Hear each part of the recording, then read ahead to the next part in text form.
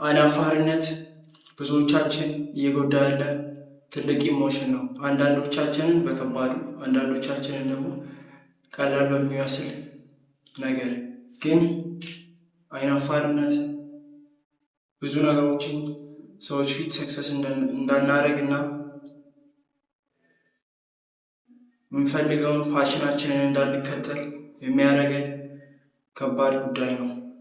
ይህንን ኢሞሽን እንዴት ነው በቀላሉ ከህይወታችሁ ውስጥ እስከ መጨረሻው ድረስ ልታወጡት የምትችሉት? እኔስ በምን ሜትድ ነው ይህንን ባድ የሆነ ኢሞሽን ከህይወቴ ውስጥ አቮይድ ያደረኩት? ኤክስፒሪየንሴ ልንገራችሁ። በመጀመሪያ ሻይነት ከየት ይመጣል? ለምንስ አንዳንድ ሰዎች ከሌሎች የበለጠ አይናፋር ይሆናሉ?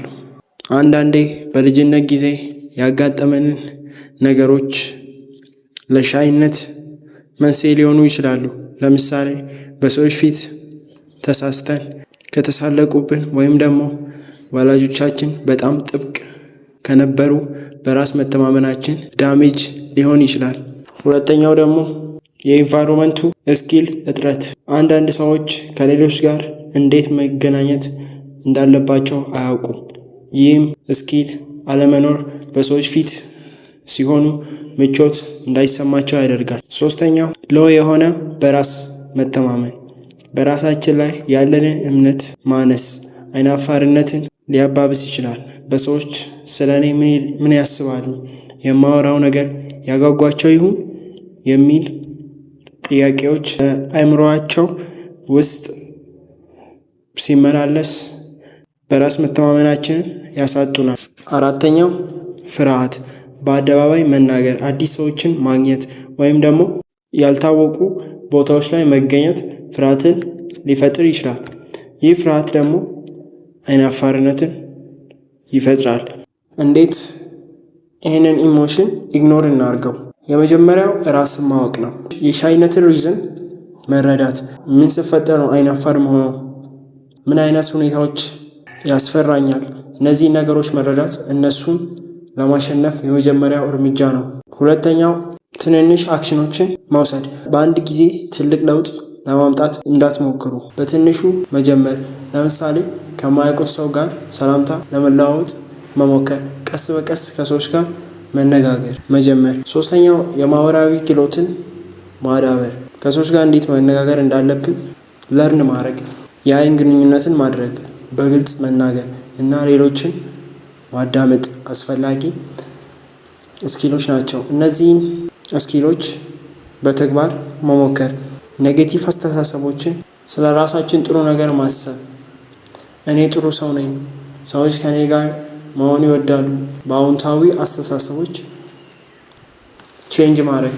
ከአይናፋርነት ጋር መጋፈጥ፣ የሚፈሩትንም ነገር ለማድረግ መሞከር፣ በአደባባይ ለመናገር መሞከር። ከአዳዲስ ሰዎች ጋር ኮሚኒኬት ማድረግ ወይም እነዚህን አክሽኖች በተደጋጋሚነት ማድረግ ያስፈልጋል። ፍርሃታችን እየቀነሰ ይሄዳል። እኔም በአንድ ወቅት በጣም ሻይ ነበርኩ። ከሰዎች ጋር መነጋገር በጣም ይከብደኝ ነበረ። ቀስ በቀስ ከላይ የጠቀስኳቸውን አድቫይስ በመከተል አይናፋርነቴን ማሸነፍ ቻልኩ።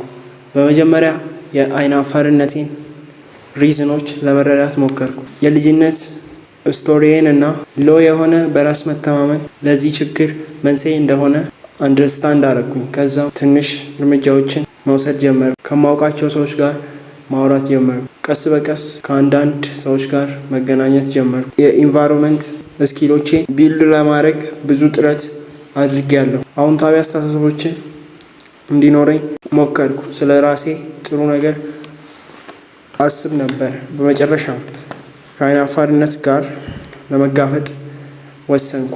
በአደባባይ መናገር ጀመርኩ። ከአዳዲስ ሰዎች ጋር መገናኘት ጀመርኩ። አይናፋርነት ማሸነፍ ቀላል አይደለም፣ ነገር ግን በትዕግስትና በቁርጠኝነት ይህንን ችግር ማሸነፍ ትችላላችሁ። አይናፋርነቷን ለማሸነፍ ከላይ የጠቀስኳቸውን ምክሮች ፎሎ በማድረግ በራስ ላይ እምነት ይኑርህ። አንድ እዚህ ላይ ማስቀመጥ የምፈልገው ነገር ቢኖር እያንዳንዱ ሰው የተለያየ ነው። ስለዚህም ከላይ ሊስት ያረኳቸውን አድቫይሶች ለሁሉም ሰው ላይሰራ ይችላል። ስለዚህ የትኛውን መንገድ እንደሚስማማክ መሞከርና ማስተካከል ያስፈልጋል።